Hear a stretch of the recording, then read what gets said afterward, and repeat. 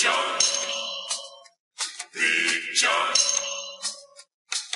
Every morning at the mine, you could see him arrive. He stood 6'6" and weighed 245, kind of broad at the shoulder and narrow at the hip. So, and everybody knew you didn't give no lip. I'm Big John, Big Brown Bat. I'll be your narrator for this presentation. Next 10 minutes, we'll cover my 2-month stay in rehab. We'll start with a little background on my species and then the documents used in rehab to keep track of my progress. First, let's look at the presentation. Narrators, Big John Brown. Radar. Music, Big John, Jimmy Dean. Pure Production, Foundation for Environmental Wildlife, Education, Research, and Rehab, created by Wildbat Studios. Executive producer, director, voiceover artist, Big John Brown. Audio mixer, graphic artist, modeler, animator, sound engineer, whatever, music, Big John, editor, videographer, research consultant. All this is performed by Radar, aka Bruce Lane Taylor. Contact info, viewer, postcoxmail.com. That's with 2 R's. Yahoo News Group is Bat Rescue, BATRESQ. Rehabbers call me Big John because I'm so big. Big brown bats like me are usually around 16-18 grams. I'm busting out at 25 to 26 grams. I think I'm full grown now that I've maintained my weight for several days. I guess I'm big bone, my overall body measurements are all normal. He also calls me TM-2 for Tuesday morning, number 2.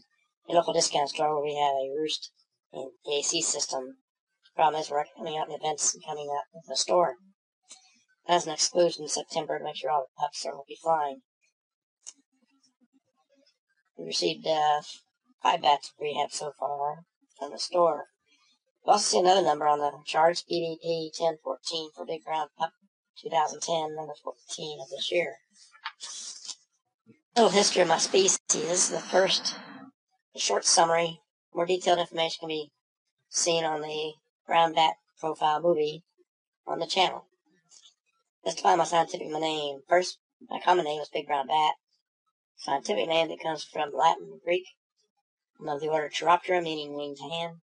My family is Vespertilidae, meaning evening. Genus is Aptescus, meaning house.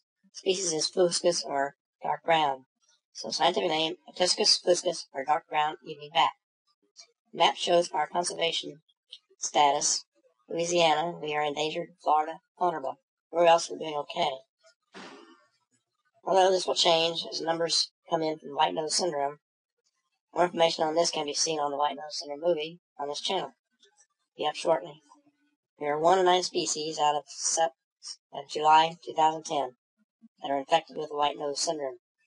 The rescuers, if in affected areas, should keep their eyes out for bats with white noses, report them to the Conservation Department. Although many of my species have died, scientists are still studying why we aren't affected like the Myotis bats that have lost tens of thousands. Maybe because we are like it warmer and hibernating. The fungus likes it very cold. Seems to be what the Myotis like as well. There might be genetics, an area being studied in Europe where bats have the disease but are not dying from it for some reason. On the purple map you can see our wide distribution. We live throughout the United States, north through Canada, and south to southern Mexico into Central America. There are 2 classifications of the 45 species in the U.S. Half are foresters who live in shrubs, barks of trees, gutters under leaves, like solitary lives.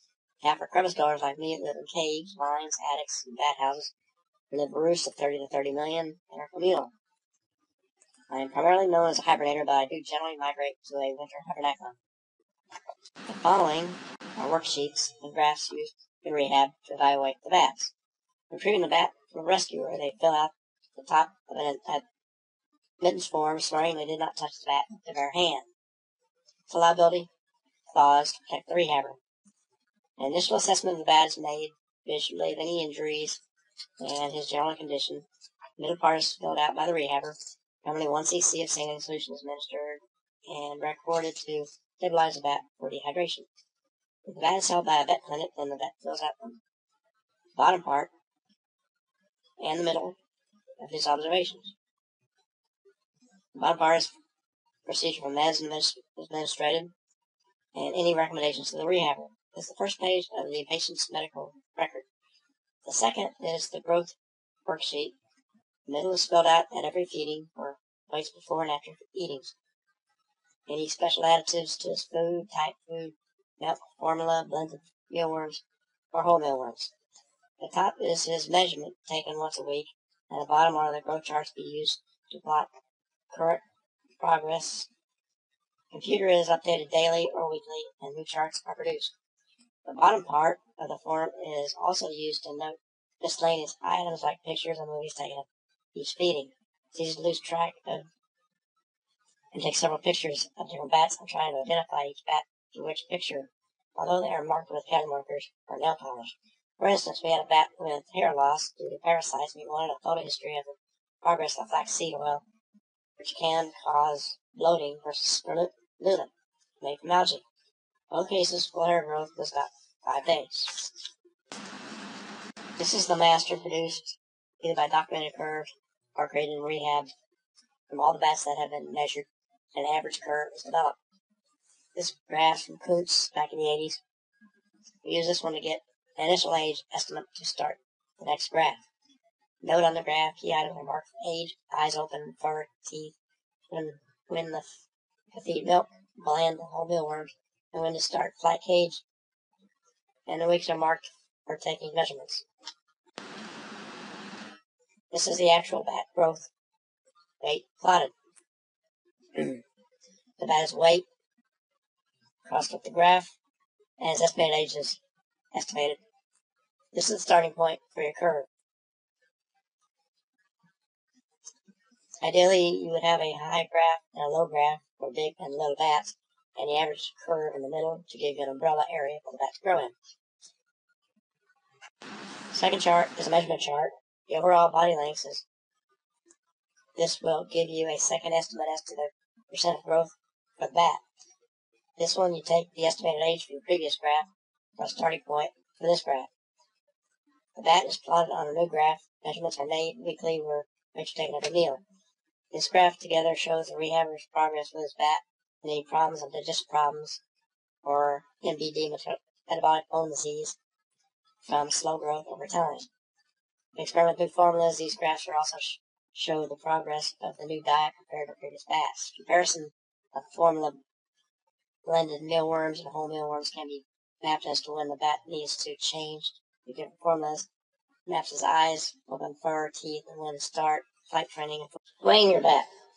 Follow the instructions to calibrate your scale. Make sure it's reading accurately. You can order a 100-gram calibration weight with your scale used for calibrating it. This is usually done weekly or anytime the scale is moved. Make sure scale is turned on and zeroed with the cup on the scale. Take the cup and turn sideways to let the bat in and hang from his hind feet. Quickly turn up the scale, get a reading. Take a couple of readings and make sure it is accurate. Retrieve the bat. This usually works. Doesn't give the bat too long to get squirmy and try and leave. If he's really squirmy, you'll need to cover the top. Just remember to zero your scale with the cover so you can read the weight correctly. The scale used is a TM-2 300 gram, 0.1 gram, purchased from Old Knot Scales. With delivery, about $35, and is invaluable. It is carried on rescues to estimate age of bats, on site to determine species, and a millimeter tape measure is all the equipment you need for growth and release. Two important things. You don't want to overstress the bat. You don't want to injure it. On the worksheet, there are 14 points to measure, but there are only a few that are key to measure the growth. Forearm, nose, wingtip, and times 2 is wingspan. The head to thumb measurement is made just because it's an easy one to get when measuring the wing, body, and head to tail. These can be done quickly and not to overstress the bat. The other measurements can be taken when the bat is calm and won't change too much on your charts. Bats are usually calmer right after wake up, still a little sleepy, so daytime measurements is best. I usually take the wing measurement last since most bats don't like this and expect to get bit several times. With the thumb and index finger just past the bat's thumb, I open his wing. I support my hand on the table to make sure the bat is well supported in one hand, and the other hand with the wing will move up or down, causing injury to the bat. I slide my hand apart in a straight line using my little finger to pull the tip of the wing out for an accurate length. Well, that's my story, and I'm looking forward to being released in a few days with the other bats in rehab. Rehabbers put up a soft release bat house. He's able to stay. will most likely fly off to our roost, which is only 1 mile away. New ones get pretty old after 2 months, and I can't wait to try all the different insects that are flying around the place and fly freely in the night sky. I have a lot of learning to do in the wild, how to socialize with my own kind, how to join a roost, etc. I hope you'll watch the others in this series as they get loaded over the next few weeks. There will be of rehab bats like red bat, little brown bat, evening bat,